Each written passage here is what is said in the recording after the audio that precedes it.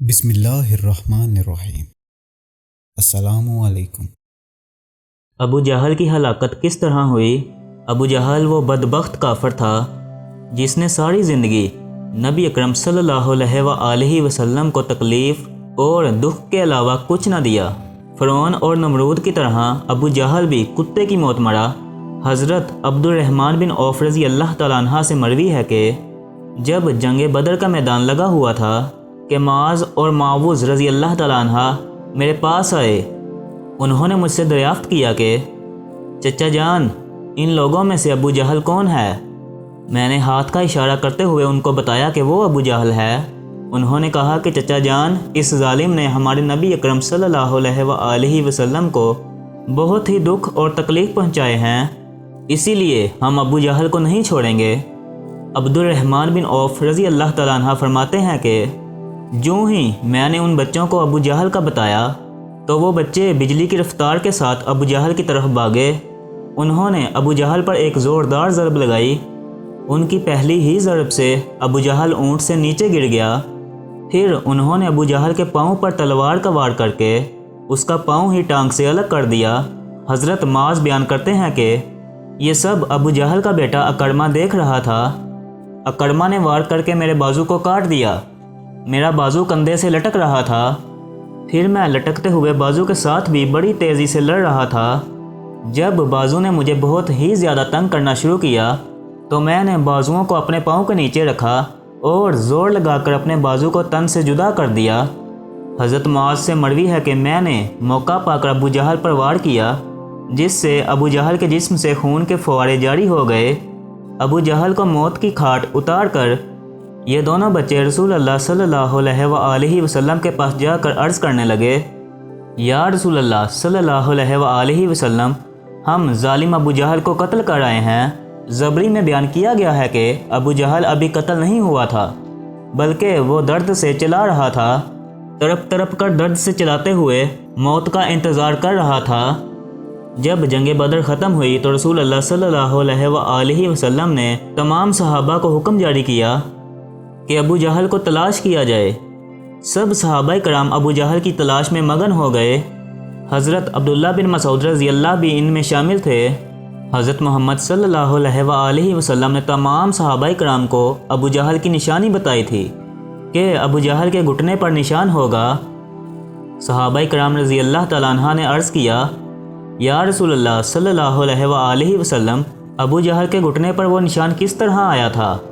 رسول اللہ صلی اللہ علیہ وآلہ وسلم نے فرمایا، ایک دفعہ میں اور ابو جہل عبداللہ بن جدعان کے گھر دعوت میں شامل تھے۔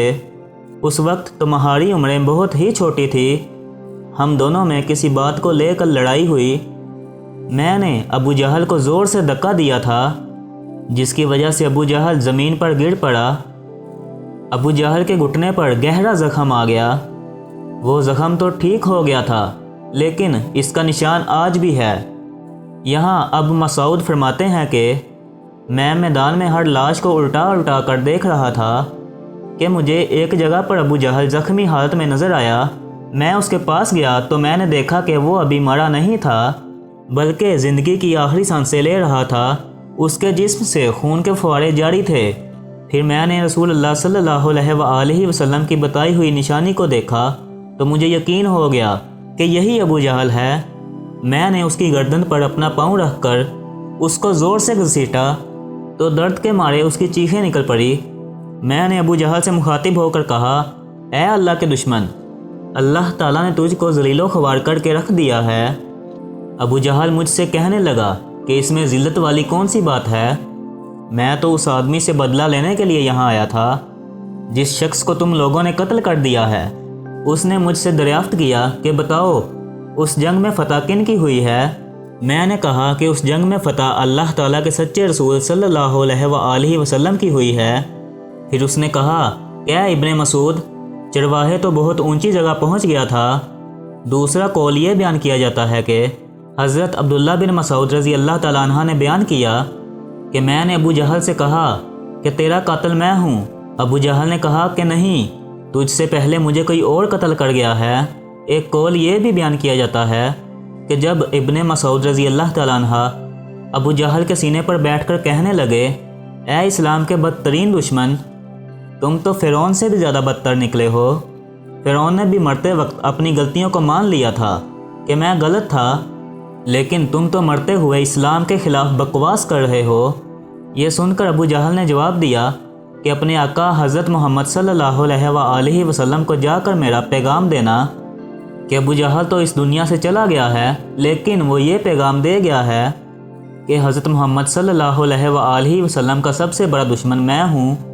ابو جہل کی زبان سے یہ سن کر میں نے ابو جہل کی تلوار پکڑی اور اسی سے ابو جہل کے جسم سے اس کا سر جدا کر کر رکھ دیا۔ فرماتے ہیں کہ میں نے جسم سے سر جدا کر کے حضرت محمد صلی اللہ علیہ وآلہ وسلم کے پاس لے گیا۔ میں آقا دو جہاں صلی اللہ علیہ وآلہ وسلم کی بارگاہ میں ابو جہل کا سر پیش کرتے ہوئے عرض کیا، یا رسول اللہ صلی اللہ علیہ وآلہ وسلم، یہ لو ابو جہل کا سر۔ رسول اللہ صلی اللہ علیہ وآلہ وسلم نے فرمایا کہ قسم ہے اس ذات کی جس کے قبضے میں میری جان ہے، بے شک یہی ابو جہل کا سر ہے۔ پھر آپ صلی اللہ علیہ وآلہ وسلم ابو جہل کے سر کے پاس کھڑے ہو کر فرمانے لگے، یہ کافر ابو جہل اس امت کا سب سے بڑا خطرناک اور ظالم فرعون ہے۔ ہر امت میں ایک فرعون ہوتا ہے، جبکہ میری امت کا فرعون ابو جہل تھا۔ اللہ تعالیٰ کا لاکھ لاکھ شکر ہے کہ وہ بدبخت ہلاک ہو گیا ہے۔ روایت میں اس طرح بیان کیا گیا ہے کہ رسول اللہ صلی اللہ علیہ وآلہ وسلم شکرانے کے نفل ادا کر رہے تھے۔ رسول اللہ صلی اللہ علیہ وآلہ وسلم کے فرمانے پر ابو جہل کی لاش، سر اور قریش کے 24 سرداروں کو ایک کنویں میں پھینک دیا گیا۔ اس کے بعد رسول اللہ صلی اللہ علیہ وآلہ وسلم 3 دن تک میدان جنگ میں رہے اور جاتے ہوئے اس کنویں پر بھی گئے تھے جہاں کفار مکہ کی لاشیں پھینکی گئی تھی۔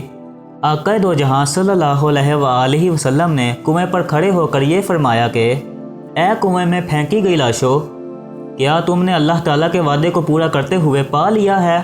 اللہ تعالیٰ کا وعدہ سچ ثابت ہو گیا ہے۔ حضرت انس رضی اللہ تعالیٰ عنہ سے مروی ہے کہ رسول اللہ صلی اللہ علیہ وآلہ وسلم نے آدھی رات کے وقت یہ ان تمام لاشوں کے نام لے کر فرمایا، اے ابو جہل بن ہشام، اے عتبہ بن ربی۔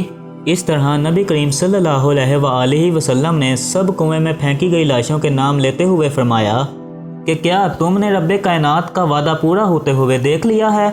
کیا تم نے اپنے خداؤں بتوں کا وعدہ سچ پایا؟ میرے خدا نے جو مجھ سے وعدہ کیا تھا وہ سچ ثابت ہو گیا ہے۔ اس پر صحابہ نے پوچھا، یا رسول اللہ صلی اللہ علیہ وآلہ وسلم، آپ لاشوں سے باتیں کر رہے ہیں؟ تو رسول اللہ صلی اللہ علیہ وآلہ وسلم نے فرمایا کہ جو باتیں میں ان سے کر رہا ہوں تم ان لاشوں سے زیادہ نہیں سنتے ہو، بس یہ لاشیں بول نہیں سکتی، سب کچھ سن رہی ہیں۔ امام طبری لکھتے ہیں کہ محمد بن اسحاق بیان کرتے ہیں کہ بعض علماء کرام نے یہ بات بیان کرتے ہوئے کہا کہ تم لوگوں نے مجھ سے دشمنی کی، بلکہ دوسرے لوگوں نے مجھ سے دوستی کی۔